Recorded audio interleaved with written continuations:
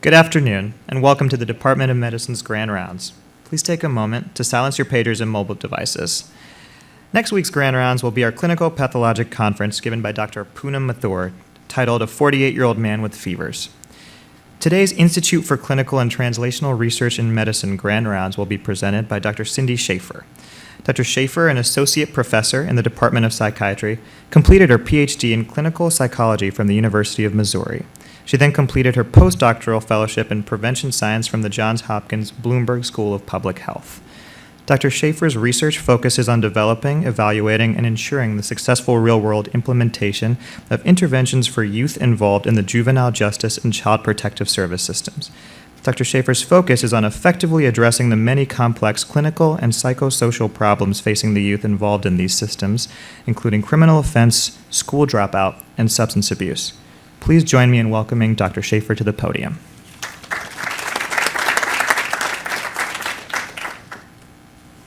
Oh, wait, I need to turn my... There we go. I also am quite loud, so I'm not sure I'll even need it, but everybody can hear okay?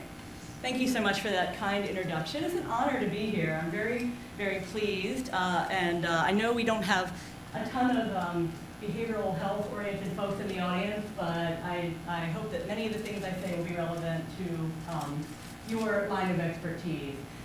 Before I begin, I do want to make a few acknowledgments and disclosures. So in a few minutes, I'll be telling you about my specific digital technology project called iKinnect. And that was developed with funding from the NIMH, 2 different SBIR grants noted there. And my product is not yet commercially available, it's not on the market, but someday it might be. And if that happens, I will be in a profit sharing agreement with my partners, EBPI. So keep that in mind as we talk. So as you heard, I am a child clinical psychologist actually, and I'll tell you a little bit later how I got into this whole world of how my digital stuff help people instead of just distract us all. But I will say now that it's ironic that I am in this world because I don't love technology. I'm not that person. You know, my husband deals with Alexa and all that. But you know, I have been on a journey that has really been quite valuable. And so I'm going to give you my story later as an example of sort of how this stuff might come to be. But I do want to put my project in a broader context of sort of what's happening with digital technology in behavioral health generally. And it's a little heavy on the phone app stuff, but not entirely. Okay, so just to make the obvious point first, you know, we are super dependent on technology, and we all know that, but it does warrant some reflection by people like Nature, one of the best scientific journals out there. You know, it's really not just, you know, a big part of our lives, it's becoming crucial to the functioning of our society, crucial to the functioning. I mean, that's pretty much right. You know, I can't really imagine a day without my smartphone anymore. And if it's crucial to the functioning of society, then it's at least somewhat crucial to the functioning of individual people. And so us as behavioral health type folks might want to think about that. So to state more of the obvious, everybody has a smartphone now. And we all do. I don't think there's any teenagers in the room, but this whole trend towards the ubiquitousness of smartphone technology is moving right along. So at this point in time in the United States, teenagers are surpassing us in their cell phone use. They actually have them at higher rates and use them more than even we do, if you can imagine that. And you can sort of see it is truly ubiquitous now. This is these are data from the Pew Research Center. They do an excellent job of tracking lots of digital trends, generally not behavioral digital technologies, but the broader ones. And there are no longer any discernible economic or racial or cultural differences in this technology uptake anymore. I mean, it's literally 95% across every economic and population group that you would study. So today's generation of teenagers are very soon going to be, adults, and we're going to be living in a society soon where almost nobody remembers not having a computer in their pocket anymore. So we all know that, but just to really keep hammering it home, I know I use my cell phone a lot. I book my flights on it, right? I check my bank stuff, whatever. But when you really think about how teenagers are using their technology, it's on an order of magnitude different than that, I think. I feel like I use mine a lot, but they are using it literally for everything. Okay, so lots of texting, obviously. And they're using YouTube, actually, in very interesting ways on their phones. They're watching videos on their phones. Now, my neighbor was building a deck this weekend in the heat, and he had his phone laying there, and he was like watching how-to videos as he hammered. So, it's not like adults aren't doing this, but teenagers are going to the internet through their smartphones it's just their way of being in the world at this point. Look at the kind of things they're doing. So obviously, to connect on social media, sure, but to prepare for their futures and to communicate with their parents.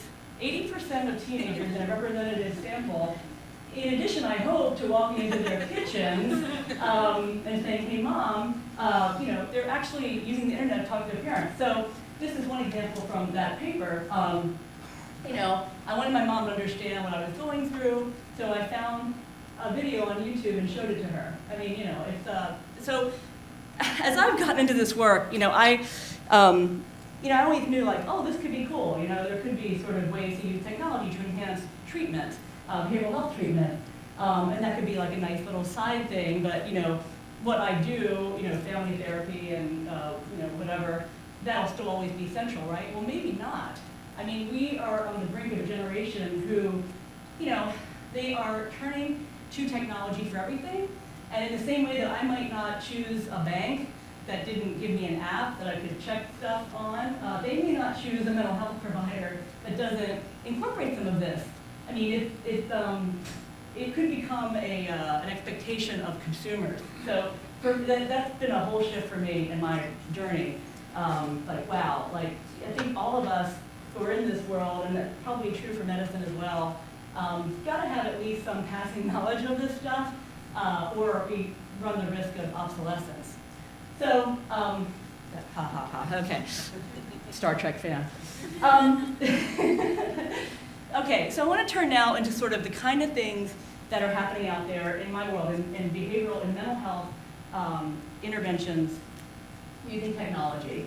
So just very high level, these are the kinds of things that might be useful. So we could use technology to facilitate a treatment, right? Probably all of you are experiencing this on some level. The electronic medical record is feeding you some information maybe in real time, right? So in psychiatry, if you're going to write a prescription using the EMR, wait a minute, this client is on something contraindicated. This is the best thing given this person's demographic. You can imagine some real-time support there to providers. Obviously, telemedicine, telemental health can increase access, so that's all good, right? Just make treatment a little bit easier. Going further, we could augment treatment in some way, so we could send our clients or patients home with homework assignments, either to something proprietary that we feel is really good, check this out, or just something like, why don't you Google or use YouTube search to find somebody, and we'll talk about it in our next session, right? Going further, there are now, everything I'm going to tell you about is in existence in some form or another already. It's not hypothetical. We could fully deliver the kind of things I do without me, so like robotherapy, right? And one of the main treatment paradigms that's evidence-based in psychiatry and psychology is cognitive behavioral therapy, cognitive behavioral treatment. Feelings, thoughts, and behaviors are related. I can modify thoughts and change behaviors to optimize my functioning. So, a lot of it is not rocket science, right? I got to understand what my distorted cognitions are. I should understand how that pairs up with my feelings. Then there are certain action steps that I recommended. I try those. Well, you can imagine some of that being automated, right? And it definitely is happening. So, my primary care physician might say, I hear that you're depressed. Why don't you go do this 6-hour thing or less online? And if you're still depressed, I'll make a referral to a mental health professional for you to go further than that. Even more interestingly, I won't say disturbingly, is some things that are happening that may totally disrupt our whole paradigm of like the 50-minute session where you get help from some mental health professional.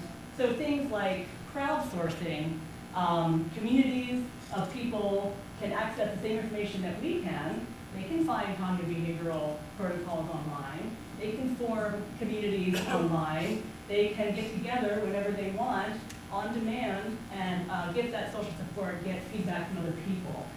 So we may not be needed anymore if these self-help communities, and that's all. Now we have the digital technology to have that be HIPAA compliant and all very safe, right? Okay, so there's so much going on that it's hard to even keep track of the reviews. So I'm going to spend time on a paper that I just finished. On my next slide, I would be happy to, it's a preprint, I can send it to anybody who's interested, and it will have the citations for all of this, but honestly there's like 5 or 6 citations for each of these bullet points. But just so you know, if you're interested in like what's happening for depression, many of those reviews exist. Most of them are since like 2015 or 2016. Many different behavioral health journals are publishing this kind of stuff. You can search by sort of like degree of my own involvement as a professional. You can get reviews on a type of treatment, so cognitive behavioral therapy. There's even like meta-analyses now around some of this stuff, or mindfulness techniques, whatever. Like, mindfulness applied to a bunch of different disorders, right? Or by type of technology. So what's happening in the app space or in the game space? Okay, so recently my colleague and I tried to review this literature, and we took a slightly different approach, which you may find helpful if you are interested in doing this work someday. And that approach is kind of like, so what are the sort of functions that technology, what does technology do that could be in service of behavioral health professionals? Like GPS or whatever, right? So hopefully this is one approach. And I was going to make a slide for each of these, but I was worried about time. So let me see if I can wing this without a slide for each. Okay, so in cognitive behavioral treatments especially, most of the work is being done there.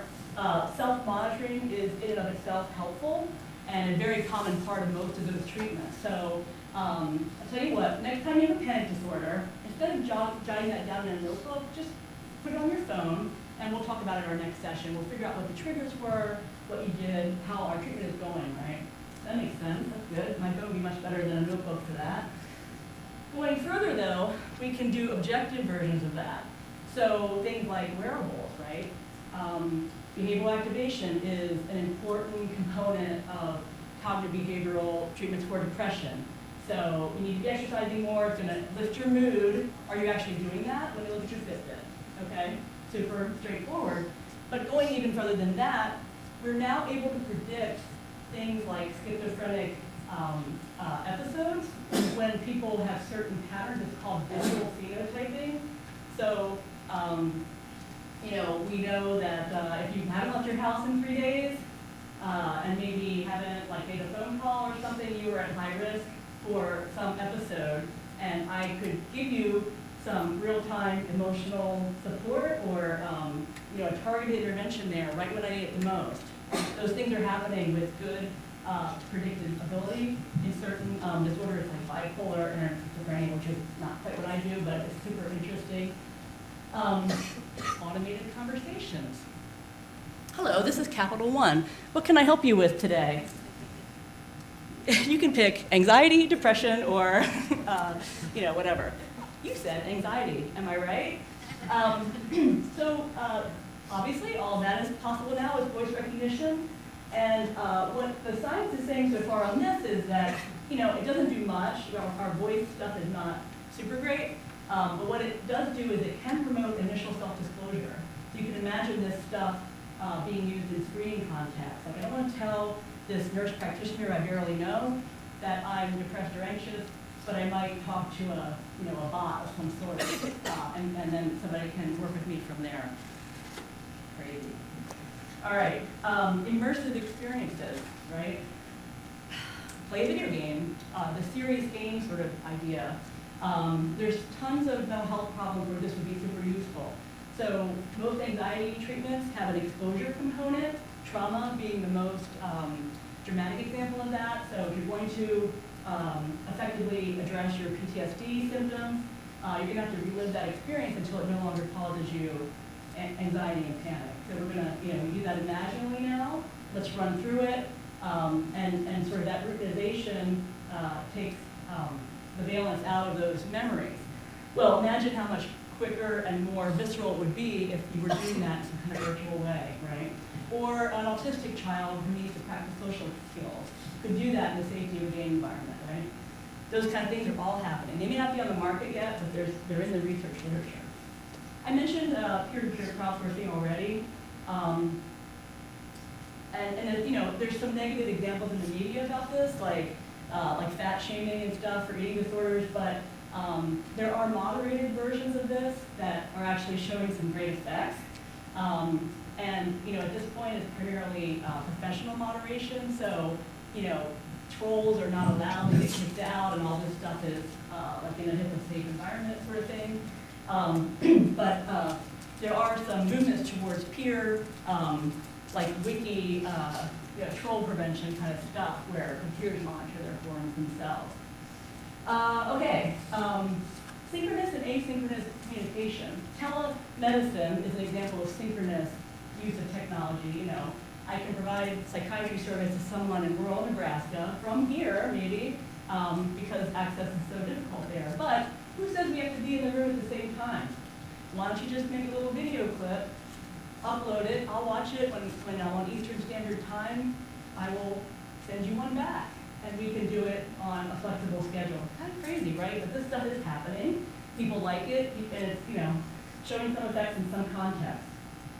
Obviously, we can use technology to increase engagement. You'll see some of that, hopefully, in my project.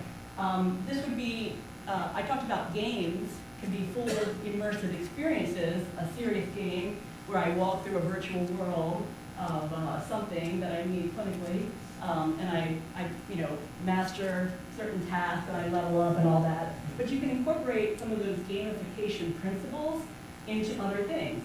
So great job, woo! Your phone vibrates and you get Fitbit, right? 10,000 steps. You get the little. I love that. I really. Today I don't get my little. It's so sad for me. Is that too personal? Okay. Or as I mentioned too, to automatically deliver treatment. So the robotherapy idea. And what's interesting about that is you might think that that's just to bypass a mental health professional, right? Or to increase access or whatever. But some people are talking about it as a way to get better fidelity.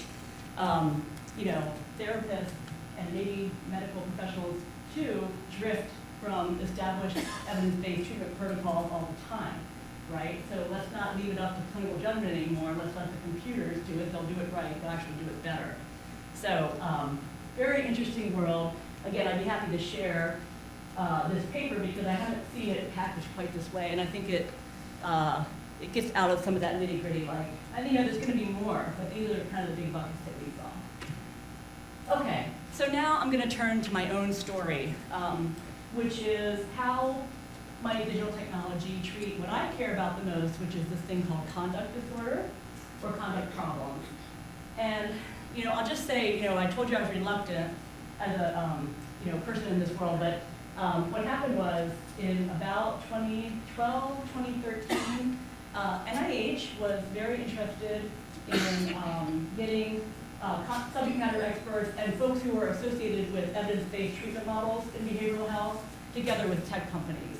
And they wanted to throw money at us to make us play together. They wanted to reach the potential of some of this around, can we get evidence-based treatments to more people at lower cost, quicker, blah, blah, blah.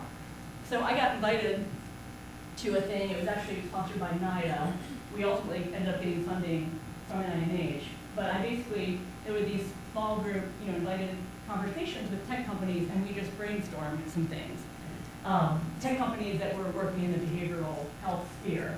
So that's how it started. I just like showed it at a meeting. I'm like, yeah, okay. And I met a cool tech company person, and the rest is history. So let me tell you about conduct disorder. If you don't, this would be my area of expertise. It is a DSM and ICD-9 actual diagnosis, right? But I don't personally tend to think about it that way. But it's basically a pattern of behavior where children are more commonly adolescent, exhibit antisocial behavior in many contexts with functional impairment. So what do I mean by that? Well, obviously committing crimes. So juvenile offenders often meet criteria, not always, but often meet criteria for conduct disorder. But it could include substance abuse, getting into lots of fights, truancy, right, running away, and oppositional defiant disorder is sort of a related idea. So many kids have problems like that. This is a whole continuum. At some point, you get the disorder, right? You get you meet criteria for conduct disorder, but it can be very problematic and very detrimental at many or most points of that continuum. So, but at that high end of the spectrum, diagnostically significant, 9.5% lifetime prevalence for adolescents. That's crazy. That's one of the highest. I think that's higher than ADHD. I should check that. It's super, super high, right? 15th most burdensome global disability for teenagers and children.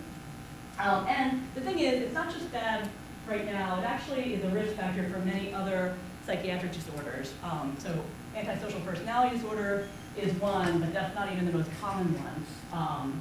PTSD, everything. Super, super risky. So these are kids we should care about. And like I said, it's pretty normative in our culture. 48% of kids are technically breaking the law by drinking underage. Okay, maybe I'm not worried, but maybe I should be. That could be a sign of a conduct problem. 16% arrested, that's a lot. That means everybody you know is a teenager. In your world, there's probably at least one of those families that the kid's been arrested and you don't know about it. It's also the most, externalizing this whole world of problems is the most common presenting symptom in mental health outpatient clinics. It's by far the modal case that walks through your door. Okay, I care about them a lot. So how does it come to be? The most severe kids start having issues early in development. So the worst pattern, but kids can sort of get derailed and begin having these problems at any point in their development. But the most extreme version of the story would be that I'm a baby with I'm a difficult to manage baby. I have a challenging temperament. I'm difficult to soothe. I don't fall easily into regular sleep-wake cycles. I'm colicky, right? All that kind of stuff needs to be managed very carefully. And if it is, probably no problem, but many parents struggle. And these kids in toddlerhood have many sort of oppositional and struggle kind of things with parents. They're often born in families that are least equipped to manage problems like that, families with multiple stressors. And what begins to happen is parents are inconsistent. They vacillate between overly harsh responses to that stuff or like, I give up, I'm done, kind of neglectful things. And they also have lots of problems in school because they're kind of obnoxious kids and teachers don't like them either, and so they start getting suspended and all of that stuff without intervention. Eventually these kids, because they have social skills issues and emotional regulation kinds of issues, they don't get along well with mainstream kids oftentimes. They start falling in with other kids who are like them, and they all get in trouble together. So at a certain point later in adolescence, by the age of 14 or 15 or so, association with deviant peers is by far the most salient risk factor for a conduct problem. Okay, and then there's some school kind of factors that can contribute and make all that worse.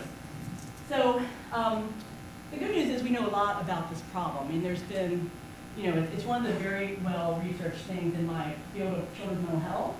And we also have a lot of effective treatments. So, maybe hard to believe, but because there's such a huge parental management and family component to this, there's also, I didn't mention sort of the conflict and the emotional disengagement that comes in, but every single empirically supported treatment for this problem is family-based. it uses a family therapy approach, and the most minimum would be intensive parent training, right? I'm going to give you a lot of tools for managing this difficult to manage child or teenager. But then the ones that have more of a family focus go broader and also do that emotional work. And not only are these treatments effective, and they've had good comparisons against like CBT kind of approaches, but they show long-term effects and huge reductions in all the problems that we care about. So I am personally very linked with the first one, multi-systemic therapy. I did my dissertation on it and kind of grew up in that model. I was an MST therapist. So I'm, that in that context is how I got invited to talk with the NIDA people and the tech people, like, what would be the digital version of MST? That was kind of a jumping off point for this work. So we have good treatments, and we also have sort of the reverse engineered. So not only do we know the risk factors for this problem, if we take those risk factors away, kids don't have the problem anymore. So we have good mechanism that, why does treatment work? The mechanism of change of an intervention. Models like MST come in, they improve parental monitoring, they improve parent-teen communication, and also sort of discipline stuff generally. And those have direct effects on conduct problems, and they also have mediated effects through that association with deviant peers. So you get in there, parents tighten up in the context of love and support. They deny kids the ability to be with other kids who get in trouble. They promote pro-social peer experiences and give kids skills and tools to be successful in those environments. And through a arduous process of family therapy, you see the decreases over there. So this is great. We understand how all this works. How can technology come into this story? Because MST and TFCO are intensive, expensive treatments. And I'll just preview that my thing is I hope not going to replace them. We'll see. I do see them as an augmentation to treatment, but also something that could be used preventatively earlier in the cycle. These models tend to serve that deep end, the kids that most of them would meet criteria for conduct disorder. Or more commonly, they are juvenile offenders. So it's public systems that are paying for these treatments because as alternatives to incarceration. Okay, and then there's other considerations. If you're building an app for a teenager, you want it to be developmentally appropriate. And a lot of people sort of feel like, well, you gotta just take phones away from kids or whatever if they're in trouble. Yes, maybe, but that's not developmentally normative, right? Like, we want these kids to become mainstream, well-functioning kids. Mainstream, well-functioning kids all have smartphones. Okay, so we gotta figure that out. There's some nuances around warmth and control that we need to consider.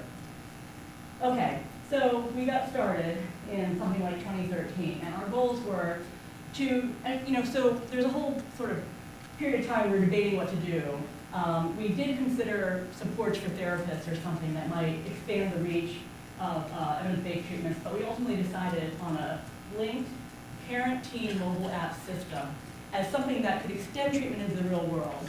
It could support some of those things that people, MST therapists, are trying to get parents to do.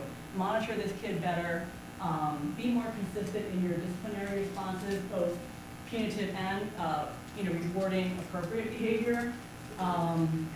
Get the warmth and communication going again, right? So we decided something in the world would be better. That was a big, moment in our work. And we did feel like because, with smartphones, it could be widely available, affordable, and accessible to people. Now, we also made an early decision to not hook up with one of those treatment models. So I come from MST, but we didn't want to do the MST app because, the goal is public health impact, right? So let's not have that kind of jargon, the kind of things that brand the treatment. I mean, our thing, I guess, is branded, right? But it's something that any one of these treatments or someone who is unaffiliated with the evidence-based treatment models could recommend to parents. You could find it yourself in the App Store or whatever. We want it to have to be as broad as possible and not just linked up with one thing. Okay, so I mentioned that we were funded by NIMH. The mechanism is a thing called the Small Business Innovation Research Program, or SBIR grant. If you read the somewhat grandiose language at the NIH website about these, And that's sort of one takeaway. But what the whole point is, the federal government is trying to get technologies, and this, there are FBIR grants for like medical devices and stuff too, right? But they're things that probably won't come to market on their own. So, I mean, a cure for baldness, somebody's probably going to do that. The federal government doesn't, because it has like billions of dollars of potential. But, there's something in your world where the epidemiology of it is too small, or like nobody cares, nobody can make money. So the government is trying to juice things along those lines, and I guess conduct disorder, would be in that category. And what they say though is like, this is money to bring technology into places that money is unlikely to flow otherwise, but also you are expected to commercialize. So it's not like you're going to get continuous grant funding to do this stuff forever, right? Like the thing needs to exist in the world on its own and be commercially viable. So that's, a big part of this. So we've had 2 awards. The first one was to establish proof of concept. So you get a little bit of money to make a beta version of your thing, and and then like a small pilot study. And then if that looks good, they'll give you more money to really do like the non-beta version, the real version, and a real, in our case, we were able to do an RCT in our phase 2. Lots of great people. My colleague is my co-PI in this work, Linda DeMath. She's a tech company chief scientific officer, but she's also a clinical psychologist, so she's really translational and awesome. And then we've got these wonderful consultants. We have a gamification person. We have a mobile app design person from the new school. And, we try to give this the best chance you could get, I guess, of this thing actually working out. So this is sort of like, I think, the timeline I already mentioned. I'll circle back to some of this. I guess I will say, though, one takeaway from this talk is there's so much happening in that broader world I described. A lot of people are just jumping in and trying to do it and get something out there quickly or to market quickly. They're not working with actual clinically involved people. So, I mean, it took us a long time, but we actually, even in our first grant, we worked with 75 juvenile offenders and their parents and a big portion of their therapists as well to make sure that what we were developing, worked. And, believe me, whatever assumptions you have are not necessarily going to be what your client or patient base has. So we are now, we recruited 106 families in our RCT for the real version of the app, and we're just riding that out. They're doing, they're using the app as they wish for 12 weeks, which we hope will be long enough to show some clinical outcomes. But let me tell you, first of all, it hasn't all been glamorous. This is David Carroll at the New School of Design, just to sort of illustrate that slow and deliberate app development process. We started with user prototypes, like, so what would be the typical user, right? And what is his or her life like? So in our case, a common user would be a single parent working one or more jobs, super overwhelmed, other kids in the home, has this kid that's running amok. How do we help her? How do we design for her? We had a couple other user types too, but you get the idea. Just whiteboarding, there's no technology yet. Then we actually went through an arduous paper prototyping. It's literally like every app screen is a page, and you literally go through like, and then what happens? Oh wait, we're missing a page. We need to get that page. And then you take that to the client population and you say, pretend this is an app, and then you can go into wireframe prototyping where it's a website version of all this. But it's before you start programming anything, this is the kind of process you go through. And then once you, at some point, you do hand it over to the the actual programmers. It's a Seattle-based company, so the programmers are great. And there's mysterious programming steps that happen actually. It's quite iterative, and we are involved, and we all had them on our phones, and we were all doing like bug finding and everything. But now we have a thing called iKinnect, and I'm going to tell you how it works, and I want to make sure I have time for questions. So that's what it looks like. We do have a website. If you think this is really cool and you just want to, it's a fun website, it has videos and stuff. But anyway, here's what we're doing. So I mentioned parent monitoring, right? Well, duh, GPS, right? That's a no-brainer. So our app, yes, does have, at any moment I can hit my button and say, where's my kid right now? That's super helpful for parents who are trying to get control of kids' behavior. Here's the thing though, other apps already do that, right? So actually in our RCT, right now we are going head to head with an app that does just this, and it's called Life 360. Some of you probably have it on your phones right now. So we have a very rigorous comparison condition actually, because maybe that's all, maybe we don't need iKinnect, maybe that's enough, right? Just monitor. We do go further with a thing called geofencing. So my kid's supposed to be in school, I want to know if he does or does not show up. So I put the address of the school in, and it's a linked parent-teen app system, right? So if that kid's phone hits the building, mom's phone gets a yes or no, notice on that. Okay.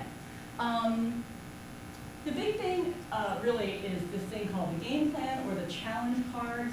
So one thing that parents who are trying to get control of youth conduct disorder need to do is they need to set very clear expectations and be consistent in expecting those and responding if they do or don't happen. So sounds easy, but it isn't. So we put a lot of work into how there's a setup process for choosing these challenge cards. So we have different categories, right? Like I'm going to challenge my kid to avoid off-limits locations, off-limits people, to be home at a certain time to go to school. So we just set it up that way to be kind of fun and user-friendly. It tested well in user stuff in the paper prototyping phase. But I can send one card, just one single expectation, or I can have a whole deck of cards that are in play, right? That's kind of the metaphor of the app. Here's some examples. The card is, so actually I want to go back. So one way this functions too is this is a teen screenshot. So it's kind of like what I'm supposed to do today. The cards fall out in time order. So all day I need to avoid certain locations, certain people, and then I can do whatever I want during the day, I guess, as long as I do this, and then I've got to be home by whatever time. Okay, so it helps to organize kids who sometimes have issues with attention and executive functioning kinds of. That's common in our population. So kids have told us they like just knowing where they're supposed to be when and sort of what's expected of them. Okay, so then once you click on a card, you can look at the details of the card and then flip it over and it tells you more. And then if this is the parent version, she can edit that, or he can edit that, take it out of play. That's no longer an expectation, right? So everything's fluid in a family, right? Like that used to be a rule and now it's not because whatever. Because now it's summer break, right? So you don't have a go-to-school card anymore. I mentioned off-limits locations. You can have a bunch of those. Now, if there's only one on that example, but you can have as many as you want. And I've alluded to alerts. So parents are finding out in real time what's happening with their teenager. And if it's good, they can send some love, which is not obvious from this slide. But we have little emojis and things embedded. Great job, thank you for going to school today. Just a little reinforcement along the way, right? But let's see. Kids are also being prompted, like, it's 9 o'clock, you've only got 5 minutes to go to school. Okay, it's not rocket science, but again, potentially super helpful for kids. And then they get that little reward. And they are getting points along the way here, which I'll say more about in a minute. So here we are, yeah. So you might have noticed I had I don't want to say a behavioral economist on, but somebody who's quite expert in how do you monetize like reward systems. Super tricky, right? Like big behaviors need more points and small behaviors. It's really, there's a big science around just that. So we have a consultant just on making the math work in this. And so mom can say, these are the things I'm willing to give this, because points have to go somewhere, right? I'm willing to give my kid these rewards. Anything that's not checked does not appear in the kids' store. So the kids' version of the app has a reward store. I can scroll through and see what I'm working for. I don't have enough points for this yet, or I do, right? They get a little personality of the app, which is the chat bot, or the kin bot, as we call him. iKinnect is a allusion to kinship, the family therapy-based thing, right? So kinship or kinfolk. So the kin bot is an extension of that whole thing. And then we actually made some parent coaching videos in addition. So some modeling of some of these core behaviors. One of our actors is in the audience right now. Friends of mine who have some acting skill and also theater majors at UMBC. And hopefully they look old enough to be a parent or young enough to be a teenager. It was very challenging casting. But we had a lot of fun, and we have, so these are just little videos only on the parents' version of the app, and you can get some real, not real time, but on-demand support for it. Okay, if I had time, I'd show you one, but I don't. Okay, so at this point, only our pilot study is complete, and we are hoping to have results for the RCT, soon. And I'll just tell you, with a conduct problem sample, very high on our screening tool. These were entirely MST involved, just because that was where I had a connection for recruitment. Our RCT is much broader than that. So we have some families in an evidence-based treatment, but we also have folks recruited independently from Facebook and everything in between. But anyway, so in the feasibility, if you build it, will they come? Yes. On average, parents used it 2.5 times a day. When I saw this, I was just like the relief I felt, I can't even tell you, because you go all this trouble, right? And there are some nuances there that didn't go so well, like, they didn't watch the coaching videos. It turns out that was a design thing. They were like in a spot that you couldn't see. So hopefully we improved that for the new version. This is a beta version, so the new version is actually much slicker. And then kids opened our app on average 4 times a day. This was a 4-week period. And again, I was just like, oh, thank God. And they looked at stuff, and they, so we had proof of concept. We had some, there was no drop off over time. Setup dropped off, that makes sense. Once it's set up, you don't have to change too much. But everything else was stable across that 4-week period. Weekday didn't vary significantly, that was just sort of more descriptive. People were satisfied, both parents and teens. These are the clinical outcomes. We only had an N of 16, so we didn't have power, to find effects, but we used the effect sizes. We were feeling pretty good that we had small to medium effect sizes on some key outcomes around monitoring and, parental support. And we have done a qualitative piece in both studies. And here are just some things that parents are telling us and teens. This is the parent one. They're saying that, it's helping me up my game. It's helping me be consistent, which is exactly what we hoped for. And they are mentioning, this is organic, and it's just tell us how it's going for you. We're not asking about, these are categorized later. And one of our qualitative interviewers is in the audience too. Just really some lovely comments coming in. I don't know if it'll translate to clinical outcomes or not. And then, probably you're more worried about the teenagers, right? Kids seem to really like it. They really like it when you hold their parents accountable, in my experience clinically. So it's like, you're messing up and getting arrested, but you know what? Your mom needs to be more consistent too. And if she says she's going to reward you, we need to hold her to that. And that's part of the art of being a family therapist. And so kids have given us that kind of feedback. The app is showing me that my parent is willing to try. It's not just all on me. They don't just give up. Things like that. So we're excited. I wish I could share RCT results today, but alas, I'll just have to go back next year or something. And so the kind of directions that we're going in, maybe, are we could do more with our gamification. I didn't mention much about that, but we've got points. So kids are getting points throughout the day, hopefully. They're exchanging those for rewards, but then they're like having streaks and leveling up. That's all been programmed, and so they have moments where the phone vibrates and there are bells and whistles, and we'll see what the kids end up saying about that. So we could probably take that further, but one thing we really do want to do is get into this realm of ecological momentary interventions. So this is that using objective data to help somebody in real time. So, hey mom, your kid hasn't earned any points in 3 days. We noticed that location seems to be the main problem. Here are some ideas for addressing that.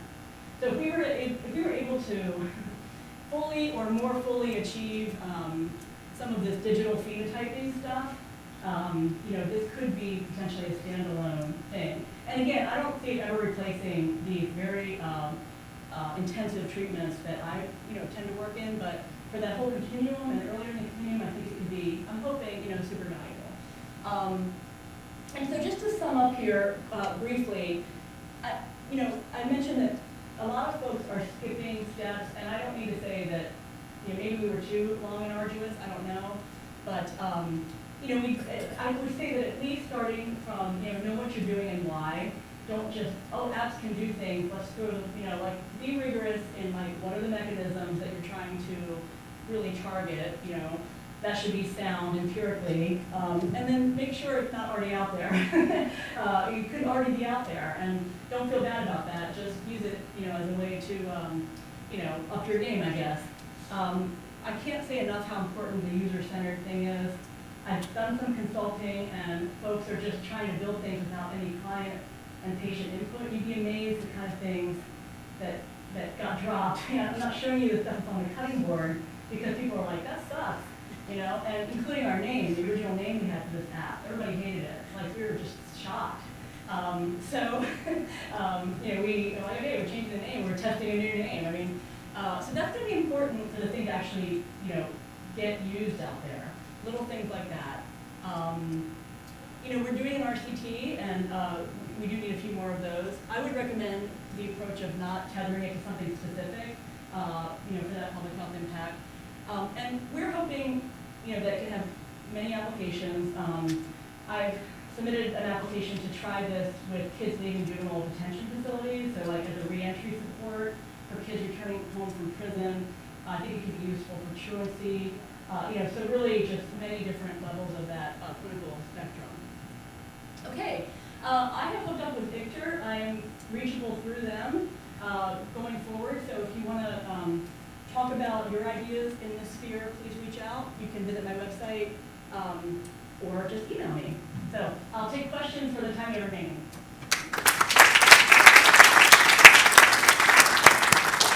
Thank you, Dr. Schaeffer. Let me take a couple of words before I open up the floor for questions and discussions. Cindy modestly talked about an R43 and an R44. An R44 is very competitive. It's real money, up to $1.5 million. So, Cindy, congratulations there. And so what ICTA is interested in providing to the campus is research infrastructure. And so Cindy has graciously agreed to provide expert help about digital health, about the science of digital health, how you can compete, how you can expand an idea, and certainly across the waterfront, not just in her special interest in child conduct disorder. So, with that, questions, comments? Terrific, thank you.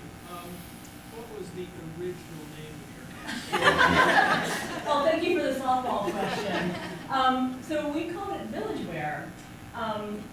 W-H-E-R-E, where's my kid? And the idea that it takes a village, that's in multi-systemic therapy, it's like everybody, schools and multiple systems should support a kid. So VillageWare, but people felt it was a bit derogatory, actually. The village connotes sort of, maybe less than or some kind of slight indigenous peoples or something. So I don't know. We had to dump it.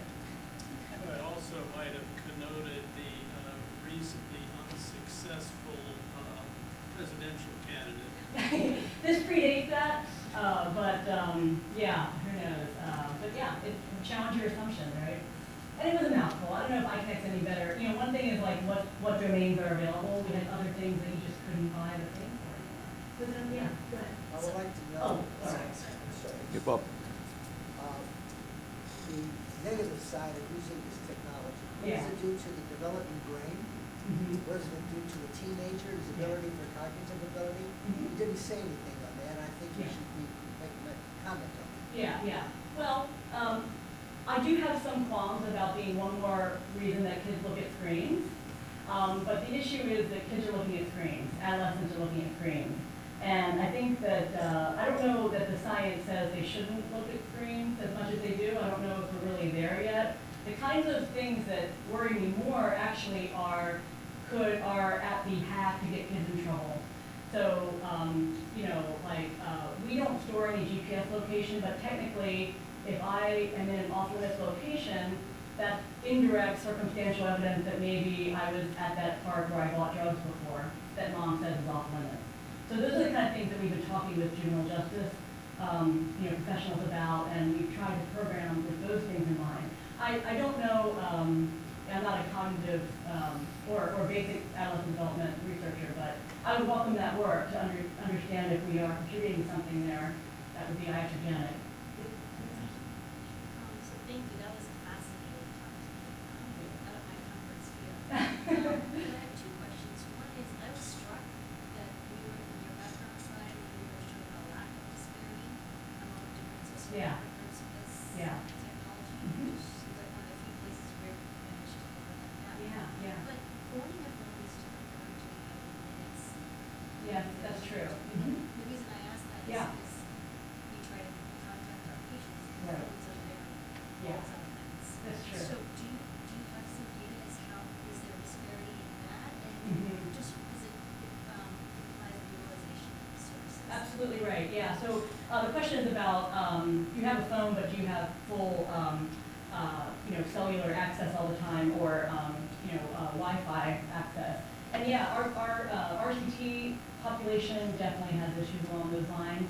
And we do talk with parents about, it works in Wi-Fi too, it's just that when you walk out of Wi-Fi, a lot of the features don't work anymore.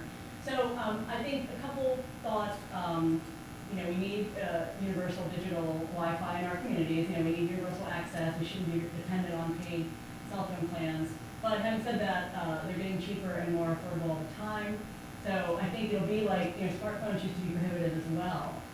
$500-600, to have any basic smartphone. That was not that long ago. And I do think that we're all moving towards something more universal in that regard. Did you have a second question? Actually, so when I listen to your talk, I can't help but think of my patient population, Yeah. adults, Uh-huh. but a lot of them Yes. and there's a big disconnect, disparity of resources available for those teachers. Yeah. Yeah. And I can see how something like this would really be an enormous adjunct. Are you aware of this kind of accidents right now in adults with depression or substance use disorders? I'm aware, and my own review has some of those, and my review, more importantly, has reviews of reviews, so you could probably look at the reviews that we review and find what you're looking for, either by disorder or by, population characteristics in some other way. Yeah, so I don't claim to know the whole universe of that stuff, and there's really a lot going on, so there's probably something. The issue will be whether it's commercially available or not. You may have to reach out, and offer to be a pilot site or something for somebody who's trying to get it out there. Yes, ma'am. So I was wondering, in clinical practice, when undergoing their family therapy, for how long does a family usually stay in therapy? Yeah. What is sort of that tapering off process? And how do you think you can kind of mimic that on your app to Right. ensure that the dyad Yeah. is actually successful once the child is becoming independent? Yeah, so you're talking about a sort of dosage issue in part, right? So the models I presented, so I'll speak to MST, but it's pretty representative. It's a 4 to 5 month intensive home-based treatment. So it's, it ends up being 30 or 40 sessions probably, because it's about 3 times a week, minimum, and there's a crisis response and all these kind of things. So it's intensive treatment, and I don't know that we could ever, achieve that level. But I do think one of my original thoughts, and I still, as a step down, as a support after you don't have that therapist anymore. So I don't know if that gets at it, but the dose can be potentially pretty high, since if parents really structure a kid's day and there's notices all the time, we will know that. So the back end app data will tell you how many hours or minutes a day, and that's sort of some of the big data informatics kind of things that stuff like this allows. Is let's look at and do people that have a higher dose do better and things like that. So that was a big question. I don't know if I answered that fully, but good questions all around. Okay, yes. Thank you, Dr. Schaeffer. This was a very interesting talk. I'm curious, have you guys thought about integrating this with teachers, for example, and the community, to see creating almost a social network specifically for this? Because it feels like the positive reinforcement that the kids were receiving is kind of an interesting component of this. Right. Such a good question. So, the first time I thought about that was when a parent said, well, I have 2 kids. Can I have one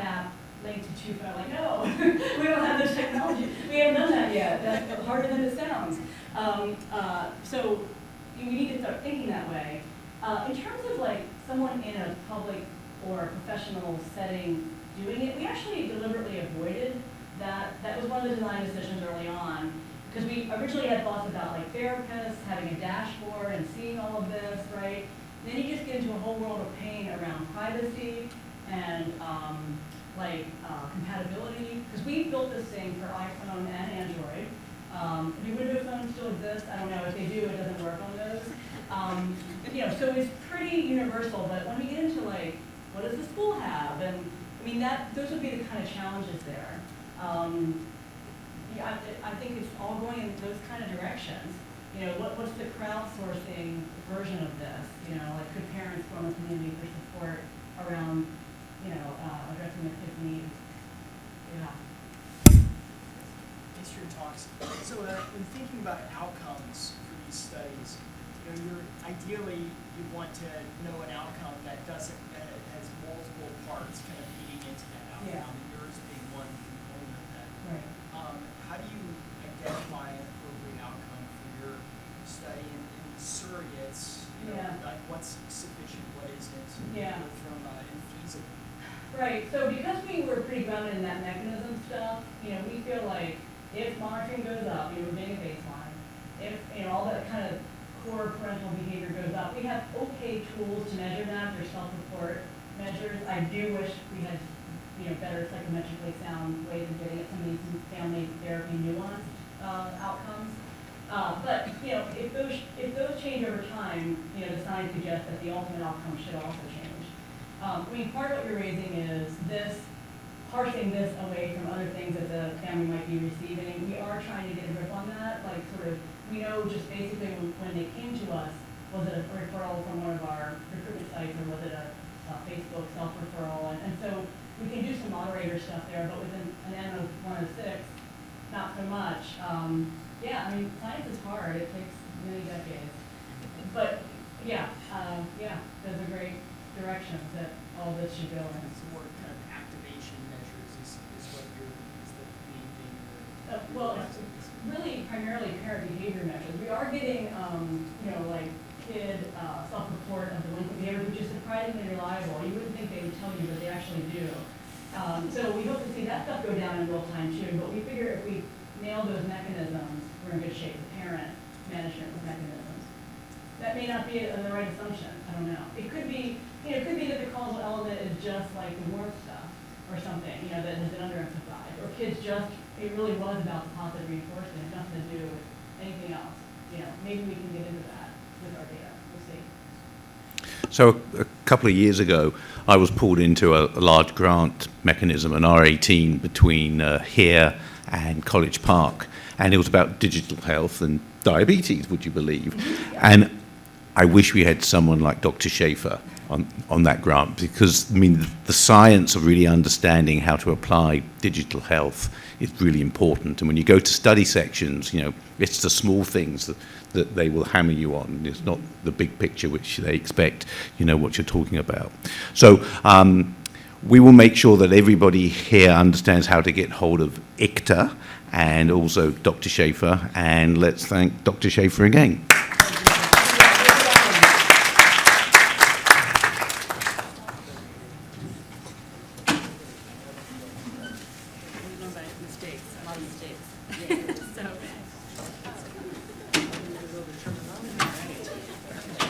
My pleasure. I enjoyed it. It was a good group. I was worried about it.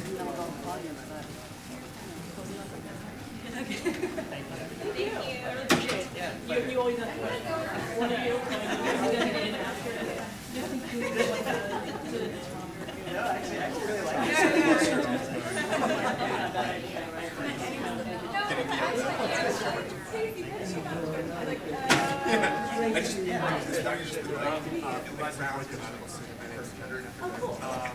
So I'm actually really interested in entrepreneurship. I had a minor in it. Yeah. Oh, wow. Okay. You're or like It's hard to believe, right? Yeah. Okay. Yeah. And last year I developed an app for incentives management. It uses a lot of elements to do like gamification, track exactly when the patients are screened and measure how high they do it. And we were doing a proprietary So that means the app never actually got past the design stage.